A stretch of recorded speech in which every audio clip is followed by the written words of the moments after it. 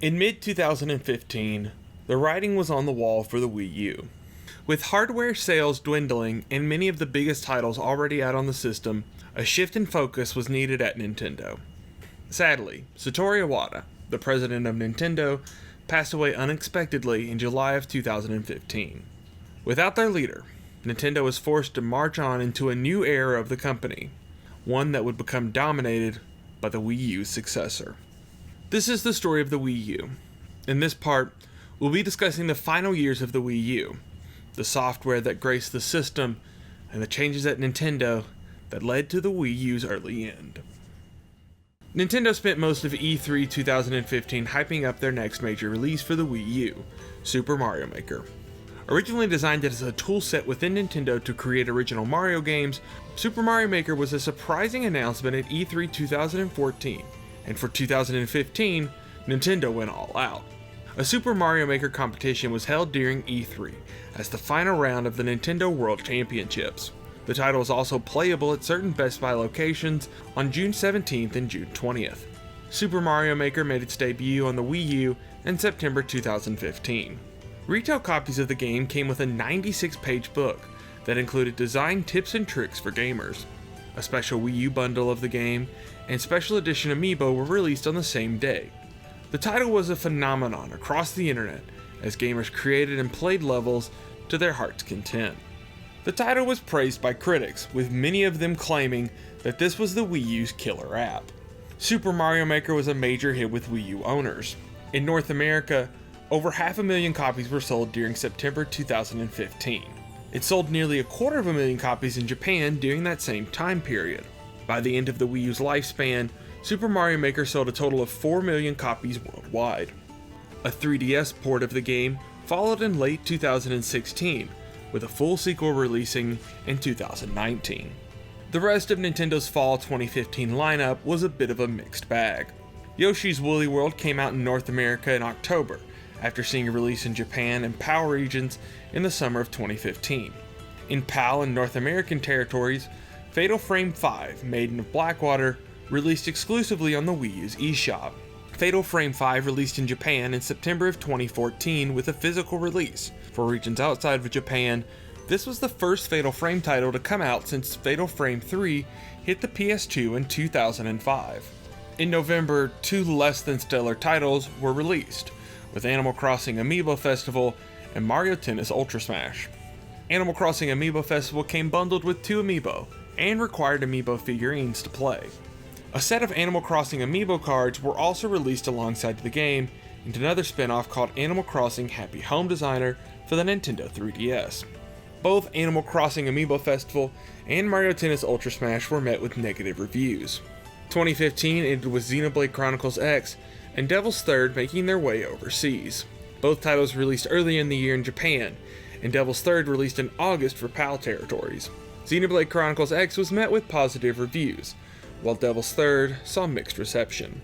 The start of 2016 was slow for the Wii U. After a mountain of releases in late 2015, January and February saw few notable releases beyond eShop shovelware and various ports. On March 3rd, the final Nintendo Direct covering Wii U games aired. Later that month, 2 major games came out for the Wii U. The first was The Legend of Zelda Twilight Princess HD, a remaster of the GameCube and Wii original. The title was bundled alongside a Wolf Link amiibo that unlocked special content in the game and future Zelda titles. Next came Pokken Tournament, an arcade fighter developed by Bandai Namco that released in arcades in 2015. In April, Star Fox fans were finally given a new game in the franchise for the first time in almost a decade. Developed in partnership with Platinum Games and Nintendo, Star Fox Zero was meant to be a return to form for the series. However, awkward and unconventional controls led to the game receiving mixed reviews.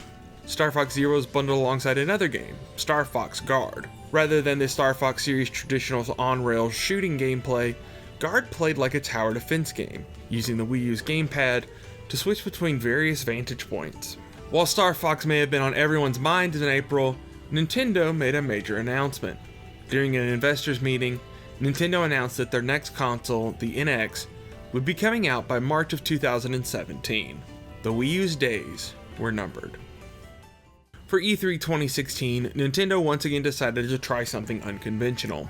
Like in previous years, the company would not hold a major staged press conference. Unlike previous years, however, Nintendo did not hold a Nintendo Direct announcing new software or hardware. In fact, Nintendo scaled back their Nintendo Directs in 2016 in part due to the passing of former host Satoru Iwata.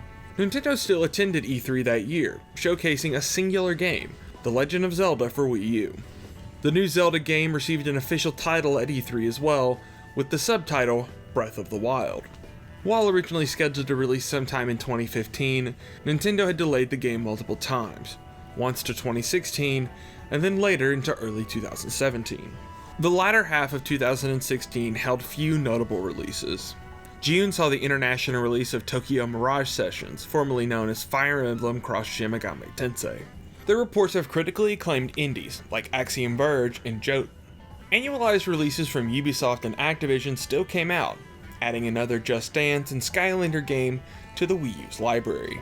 Nintendo's sole first-party release for the fall was Paper Mario Color Splash.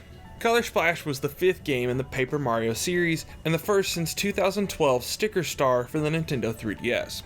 Color Splash came out in early October and was met with decent reviews and sales, but it didn't have much time to shine in the spotlight. On October 20th, 2016, Nintendo revealed their next home console, the Nintendo Switch. Originally under the codename NX, the Switch was in development at Nintendo as early as 2012 after the release of the Wii U.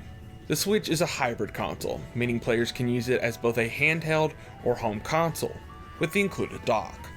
Announced alongside the Switch were ports of titles like Skyrim and Mario Kart, as well as a brand new 3D Mario title. But the biggest game shown off for the Switch wasn't even a Switch game. It was The Legend of Zelda Breath of the Wild. The Wii U's swan song was about to become the Switch's killer app. The Nintendo Switch released on March 3rd, 2017 across the world, but the Wii U didn't even make it to that day.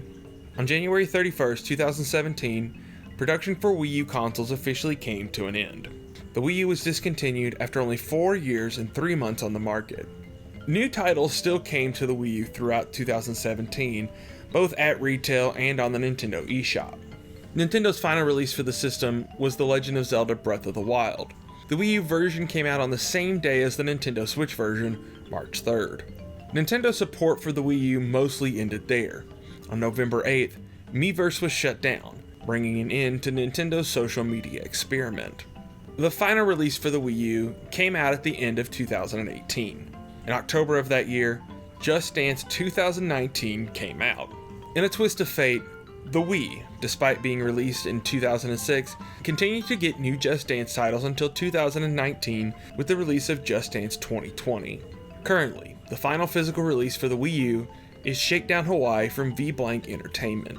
Alongside a physical release of Axiom Verge, these are the only limited run productions of Wii U games, and they never saw release in any storefronts beyond their manufacturers.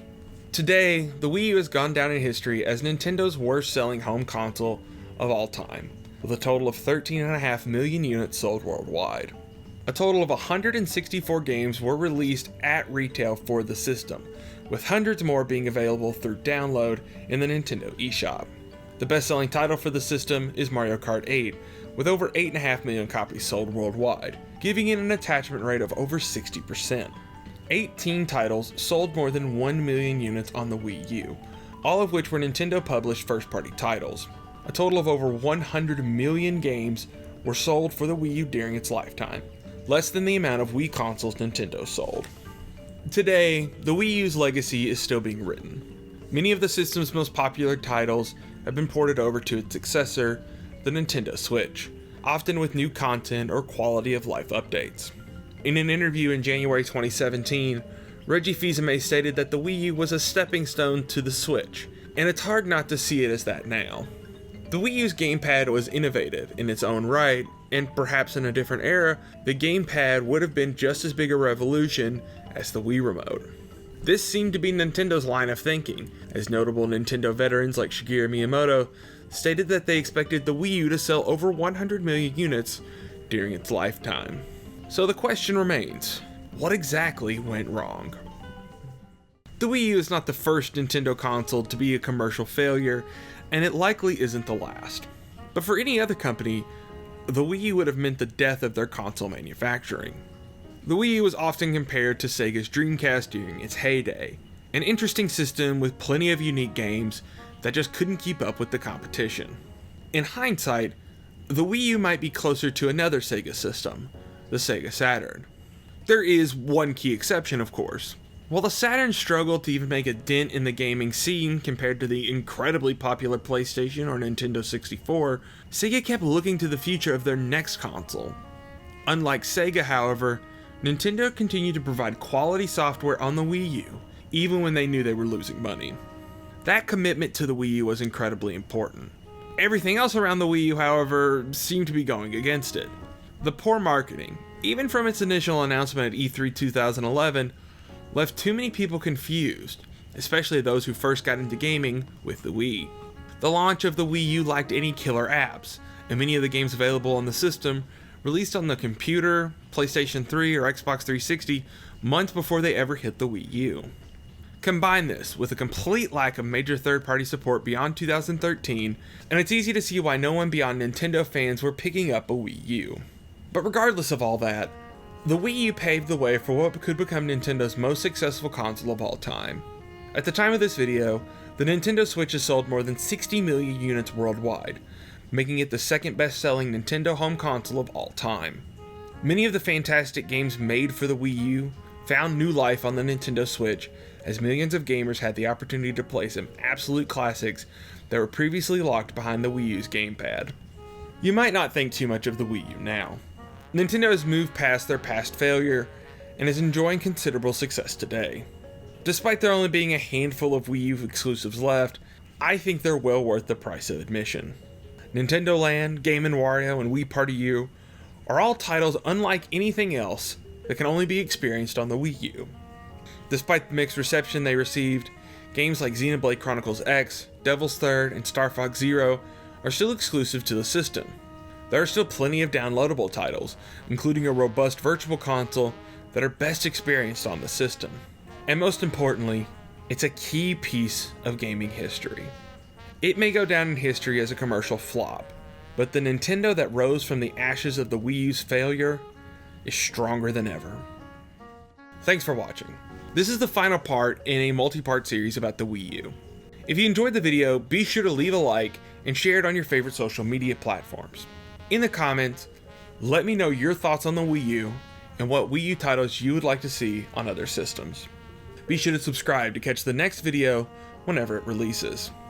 And as always, thank you for watching.